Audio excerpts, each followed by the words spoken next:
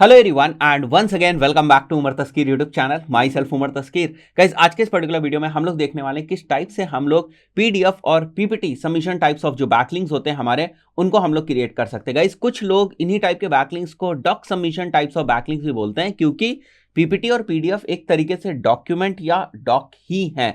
तो गाइस, जब कभी हम लोग बैकलिंक्स को क्रिएट करने की बात करते हैं, किसी वेबसाइट के ऊपर अपने वेब पेज का हम बैकलिंक्स लगाने जाते हैं, तो ऐसा नहीं होता है कि वहां पर केवल हमें बैकलिंक ही मेंशन करना होता है या हमारा जो वेब पेज का लिंक है वही मेंशन करना होता है। लिंक के साथ साथ हम कुछ कंटेंट को भी यूज करते हैं। जब हम ब्लॉग सबमिशन करते हैं तो वहां पर हम आर्टिकल्स यूज करते हैं, जब हम आर्टिकल सबमिशन करते हैं तो वहां पर दूसरे टाइप का हम आर्टिकल्स को यूज करते हैं। इसी तरीके से जब हम डिफरेंट डिफरेंट टाइप्स के बैकलिंक्स बनाते हैं, तो जहां पर भी हम बैकलिंक्स बना रहे हैं वहां पर हम उसके सपोर्ट में कुछ कंटेंट भी डालते हैं, ताकि कंटेंट के अराउंड रिलेवेंसी बिल्ड हो सके और वो कंटेंट हमारे वेब पेज के रिलेवेंट हो जहां से भी हम लोग बैकलिंक्स ले रहे हैं। तो जिस भी कंटेंट के अराउंड हमारा बैकलिंक होगा या जिस भी कंटेंट के साथ, हम लोग बोलें ज्यादा सही होगा, जिस भी कंटेंट के साथ हमारा जो बैकलिंक होगा उस पेज के ऊपर मेंशन होगा, अगर उसी टाइप का कंटेंट हमारी वेबसाइट वेब पेज के ऊपर भी है, उसी निश का कंटेंट जो है हमारी वेब पेज के ऊपर है, तो वो एक रेलेवेंसी मेंटेन होगी, जो कि हम जानते हैं कि एसईओ के पॉइंट ऑफ व्यू से बहुत ही इंपॉर्टेंट चीज है।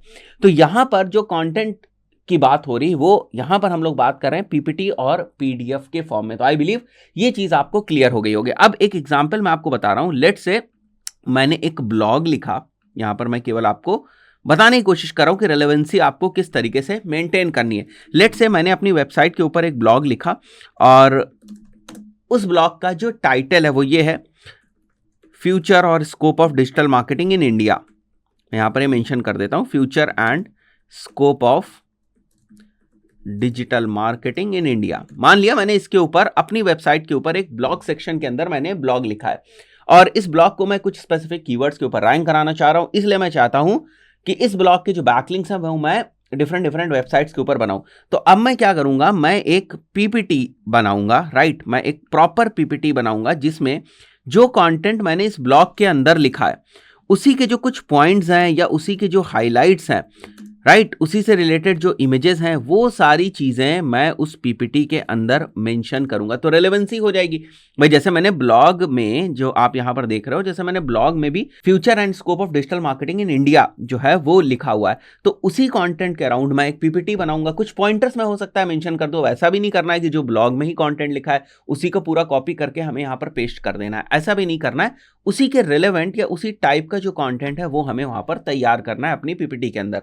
कोशिश करना है 5-6 पेजेस की मिनिमम आप पीपीटी बनाएं। बहुत सारे लोग 1-2 पेज की भी बनाते हैं, बट मैं आपको रिकमेंड करूंगा कि आप 5 से 6 पेज की जो है वो पीपीटी बनाएं और प्रॉपर थोड़ा सा कंटेंट जो है उस पीपीटी के अंदर आप मेंशन करें। प्रॉपर स्ट्रक्चर करके आप उस पीपीटी के अंदर जो कंटेंट है वो मेंशन करें। जहां पर जरूरत है इमेजेस वगैरह की, वहां पर आप इमेजेस वगैरह को भी पीपीटी के अंदर यूज करें। मतलब जितना अच्छे इंफॉर्मेशनल तरीके से आप उस पीपीटी को बना सकते हैं आप बनाएं। ऐसा मत सोचे कि आप उसको बैकलिंक के पॉइंट ऑफ व्यू से यूज कर रहे हैं तो फिर आप उसको बहुत ही अच्छा कंटेंट नहीं देंगे उस पीपीटी में, ऐसे मत सोचें। अगर आप बैकलिंक्स के पर्पज से भी उस पीपीटी को यूज करें, फिर भी आपको एक बेहतर कंटेंट जो है उस पीपीटी में डिवाइस करना होगा, बनाना होगा। आपने पीपीटी बना ली, जैसे मैं मान के चलता हूं यहां पर आपने पीपीटी बना ली, ठीक है। मैं केवल एक एग्जांपल आपको बता रहा हूं, जैसे हम लोगों ने यहां पर जो है अपनी पीपीटी तैयार कर ली। अब इस पीपीटी में बैकलिंक कहां से आएगा, क्योंकि बैकलिंक भी तो हमें मेंशन करना है। तो सवाल आपके दिमाग में यह आ रहा होगा कि सर, जिन वेबसाइट पर जाकर हम पीपीटीज को अपलोड करेंगे और वहां पर हम लोग बैकलिंक्स लगाएंगे, तो क्या पीपीटी के अंदर भी बैकलिंक होगा? हाँ, आपको पीपीटी के अंदर भी, पीपीटी कह लें हम या पीडीएफ कह लें या डॉक्यूमेंट कह लें, कुछ भी आप कह लें उसको, उसके अंदर भी आपको जो है वो लिंक जो है वो यूज करना है, हाइपर लिंक जो है वो यूज करना है। ये बहुत ही ईजी होता है, ये टफ नहीं है। आपको क्या करना है, जैसे मैं यहां पर आ जाता हूं, इंसर्ट के ऊपर आप आ जाएं, तो यहां पर मैं कोई भी एंकर टेक्स्ट अगर बनाना चाहूं तो मैं बना सकता हूं। जैसे मैंने यहां पर लिख दिया digital marketing scope in India, और उसके बाद हमें इसको हाइपरलिंक बनाना। मैं सिंपली यहाँ चला जाऊँगा, वापस इंसर्ट पे जाकर हम लोग हाइपरलिंक में जाकर जिस भी यूआरएल का हमें हाइपरलिंक बनाना है वो यहाँ पर हम लोग बना देंगे, ठीक है। वो चीज़ हमने मेंशन कर दी। सर, यहाँ पर केवल मार्केटिंग के ऊपर ही हुआ है अभी हाइपरलिंक, बट आप समझ जाए इसको पूरे के ऊपर हमें करना है। जैसे आप देख सकते हो ना, यहाँ पर जब मैं होवर कर रहा हूँ तो मुझे दिख रहा है कि ये किस लिंक के ऊपर जो है वो रिडायरेक्ट होगा। तो इस तरीके से आप यहाँ पर लिंक जो है वो बना लेंगे।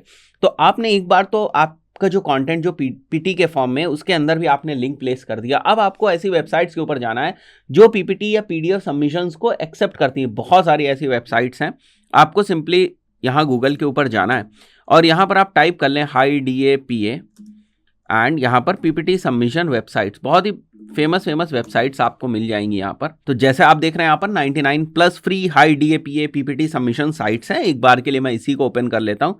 यहाँ पर आपको वेबसाइट्स की लिस्ट मिल जाएगी और कुछ वेबसाइट्स को आप देखते ही समझ जाओगे काफ़ी पॉपुलर वेबसाइट्स हैं, ठीक है। अगर आप चाहते हैं तो over the period of time जो भी आप को अच्छी वेबसाइट्स मिलती जा रही हैं उनका डेटाबेस आप खुद बनाते जाएं। ऐसा बहुत सारे लोग करते हैं, उनको जो लगता है कि ये बहुत ही अच्छी वेबसाइट है, अच्छी हाई अथॉरिटी वेबसाइट है, तो उसके लिए लोग अलग से ना अपनी गूगल शीट या एक्सेल शीट बनाते जाते हैं और उसके अंदर उन वेबसाइट्स को, जो हाई अथॉरिटी वेबसाइट्स होती हैं, उनको वो मेंशन करते जाते हैं। तो if you want you can also do that. जैसे आप देखो यहाँ पर slideshare.net है, तो मैं इसके ऊपर जाता हूँ एक बार, slideshare.net के ऊपर। फाइन, यहाँ पर आ जाने के बाद आपको लॉग इन कर लेना है इसके ऊपर, ठीक है। एक बार के लिए वेबसाइट लोड हो जाने देते हैं हम लोग। यहाँ पर आने के बाद आप लॉगिन कर लें एंड लेट्स से मैं यहाँ पर जैसे ईमेल से लॉगिन करना चाहूँ तो वो कर सकता हूँ मैं, और भी डिफरेंट सोर्सेज हैं। लेट्स से मैं फेसबुक से या लिंक्डइन से अगर मैं करना चाहूँ that I can also do. तो मैं एक बार लिंक्डइन से करके दिखा देता हूँ आपको क्विकली, ठीक है। यहाँ पे हम लोग पासवर्ड मेंशन कर देते हैं अपना। तो ओके, मैंने अभी ना लॉगिन कर लिया है, यहाँ पर आप देख सकते हो मैंने लॉगिन कर लिया। अब आपको क्या करना है, अगर आप देखना चाहते हो तो बहुत सारे यहाँ पर कंटेंट है, आप उनको भी देख सकते हो एक बार के लिए। जैसे यहाँ पर बहुत सारा कंटेंट आपको दिख रहा है, बट आपको क्या करना है, आपको अपलोड के ऊपर जाना है और यहाँ पर शेयर डॉक्यूमेंट्स टू अपलोड करना है। तो लेट्स से मैं डेस्कटॉप से कोई PPT ऐसे ही उठा लेता हूँ आप लोगों को बताने के लिए केवल, ठीक है। और यहाँ पर मैंने एक PPT को सेलेक्ट कर लिया। उसके बाद जो भी आपका टाइटल होता है PPT का वो यहाँ पर आ जाता है। आप मेक श्योर करें कि टाइटल को आप थोड़ा सा रिलेवेंट बनाएं। और यहाँ पर देख रहे हो आप, जो हमारा कंटेंट है वो यहाँ पर आ चुका है, ठीक है। PPT जो है हमारी वो आ चुकी है। आपको यहाँ पर टाइटल मेंशन करना है, आपको डिस्क्रिप्शन यहाँ पर मेंशन करना है। डिस्क्रिप्शन में भी आप अपना जो लिंक है वो मेंशन कर सकते हैं। अलॉन्ग विद दैट आपको कैटेगरी बहुत ध्यान से सेलेक्ट करनी है। लेट्स से अगर मैं पढ़ा रहा हूँ कोई चीज़ या मैं मार्केटिंग के बारे में बता रहा हूँ तो उससे रिलेटेड मैं यहाँ पर सेलेक्ट कर सकता हूँ। तो हमारी कैटेगरी इज मार्केटिंग और यहाँ पर मैं टैग्स लगा दूंगा, जैसे डिजिटल मार्केटिंग हो गया, ठीक है, स्कोप ऑफ डिजिटल मार्केटिंग हो गया, राइट। ये सारे टैग्स हम लगा देंगे ताकि हमारा ये जो कंटेंट है ये सही कैटेगरी में पहुंच जाए। जैसे आप यहां पर देख सकते हो ना, add up to 20 keywords to increase discoverability by 30%। तो 20 कीवर्ड्स की बात करें, दीज आर बेसिकली टैग्स जिनको आप यूज कर सकते हैं यहाँ पर। उसके बाद पब्लिक करके आपको सिंपली पब्लिश कर देना है, दैट्स इट। और आपकी जो पोस्ट है वो यहाँ पर लाइव हो जाएगी, या जो आपका PPT है वो यहाँ पर लाइव हो जाएगी। तो ये एक तरीका है जिसके थ्रू आप कंटेंट की हेल्प लेकर, यानी कि PPTs, PDFs और डॉक्यूमेंट्स की हेल्प लेकर आप अपने बैकलिंक्स जो हैं उनको क्रिएट कर सकते हैं। उसके बाद आपको क्या करना है, जो मैंने शीट आपको बताई हुई है कि आप किसी भी टाइप के बैकलिंक को बना रहे हैं, उसका डेटाबेस आपको जरूर बना के रखना है ताकि आपको पता चले कि आपके बैकलिंक्स कहाँ पर बन रहा है। तो जब आप वो डेटाबेस बना कर रखेंगे तो कभी भविष्य में अगर जरूरत होगी आपको पता होगा मेरे कहाँ पर बैकलिंक्स बने हुए हैं। तो इस तरीके से आप अपने PDF, PPTs रिलेटेड जो बैकलिंक्स होते हैं वो आप बना सकते हैं। इस पर्टिकुलर वीडियो में इतना ही, मिलता है नेक्स्ट वीडियो में। Till then, good bye.